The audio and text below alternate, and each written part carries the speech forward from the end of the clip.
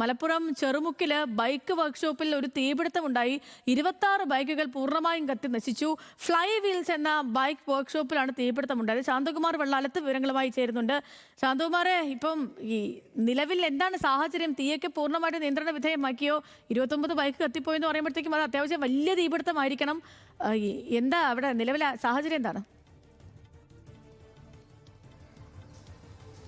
Sethu, good morning. ഇന്ന് പുലർച്ചെ 1 മണിയോടെയാണ് ഈ തീപിടുത്തം ഉണ്ടാവുന്നത്. ഈ ഫ്ലൈ വീൽസ് എന്നുള്ളത് ഈ ചെറുമുക്കിലുള്ള തിരൂരിനടുത്ത ചെറുമുക്കിലുള്ളതാണ് ഒരു വർക്ക്ഷോപ്പാണ്. അതായത് ഈ വിവിധ ആളുകൾ ഈ വർക്ക്ഷോപ്പിൽ കൊണ്ടുവന്ന വാഹനം റിപ്പയർ ചെയ്യുന്നതിന് വേണ്ടി കൊണ്ടു നിർത്തിയ ഇരുചക്ര വാഹനങ്ങളാണ് പൂർണ്ണമായും കത്തി നശിച്ചത്. 26 വാഹനങ്ങൾ പൂർണ്ണമായും കത്തി നശിച്ചു.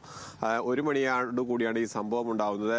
ആദ്യം ഈ വർക്ക്ഷോപ്പിന് പുറത്തെ ഒരു ബൈക്ക് നിന്നിരുന്നു, അതിന് തീ പിടിച്ചു എന്നാണ് ആദ്യം പറയുന്നത്. അതിനുശേഷമാണ് ഈ തീ അകത്തേക്കെല്ലാം പടർന്നത്. തൊട്ടടുത്ത് തന്നെ ഒരു സർക്കാർ മൃഗാശുപത്രി ഉണ്ട്. ആ മൃഗാശുപത്രിയും ഭാഗികമായി കത്തിനശിച്ചു. അവിടെ മരുന്നും അതുപോലെ തന്നെ അതിന്റെ രേഖകളും എല്ലാം കത്തിനശിച്ചിട്ടുണ്ട്.